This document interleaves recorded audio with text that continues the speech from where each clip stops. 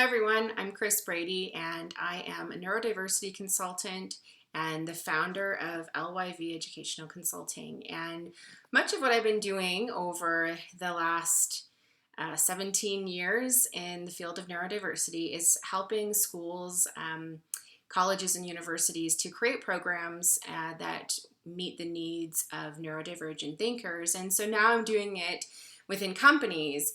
And one of the things I'd like to talk to you today about is normalizing differences and why this is so imperative for companies to understand how to do. Now, when we're talking about school systems, we want to make sure that we're normalizing differences so that the students understand that their learning differences are not completely unique to them, and so therefore the accommodations that they might require, which are very often free and very easy to create and implement, are very similar to what other people are needing but aren't talking about. And so we want to create this kind of culture of opening up our understanding of what these differences are.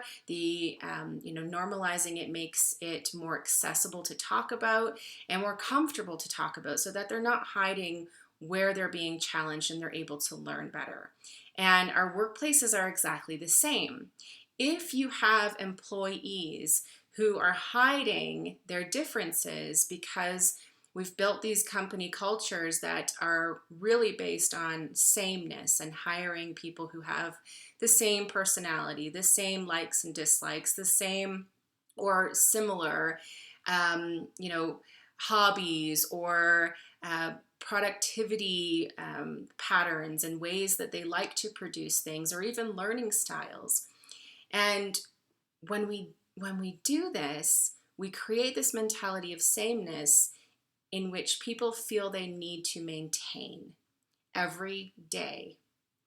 And for companies, this is really massive because this hiring of sameness, this is at the gateway of your company, right? Your hiring procedure, your interviews are going to demonstrate exactly the type of mentality and company culture that you are creating. As you know, your company culture is the single most important thing your company produces. And we're now, getting into the idea of being able to access this company culture as something we produce, as something that we can change and make better, because we want our employees to feel comfortable, to feel like they can be themselves, to open up so that they're producing at, the things that they're really great at doing, and they're opening up about the challenges they're having so that we can figure out, how to help them be more productive and love coming into work. So we understand this, but yet we still maintain these hiring procedures that create a mentality of hiring sameness. And when that's at the forefront of your company, that's at right at the interview process, what you do is you demonstrate that this is our top priority. Our top priority is maintaining sameness, is maintaining this company culture where we all like to do the same things and we all kind of have similar personalities. And when you do that, you don't allow so many creative thinkers into your company, so many divergent abilities that you're probably not even aware exist. And what that does is it makes people hide their differences. It makes people think that I need to maintain this sameness so that I fit in, so that I don't rock the boat, so that I don't get fired. And when they do this, inevitably, if you're hiding, the differences, you're also going to be hiding those unique abilities. And the reason you're hiding those unique abilities is because your time and energy is now spent on maintaining the sameness, on making sure that you just get to the end of the day without being noticed without your differences being noticed. And when your time and energy is spent on that, you don't have time and energy to really flourish in your uniqueness and in showing people, your different ideas, or in excelling in those ways that neurotypicals or normal people really don't excel. And so we want to hire on these different thinkers, these people who are going to challenge our problem solving skills, who are going to challenge, the bottom line of our company and say, what can we do differently? But our company cultures right now are really more based on hiring sameness.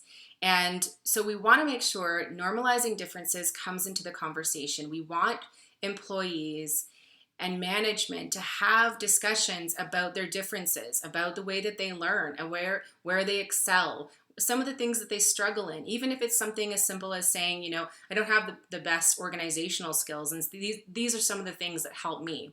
Or I don't have some of the greatest time management skills, and these are some of the things I need to do in the morning in order to just get here on time. We want to actually discuss these things and normalize them so that other people say, oh, there's some good tips that maybe I could use too.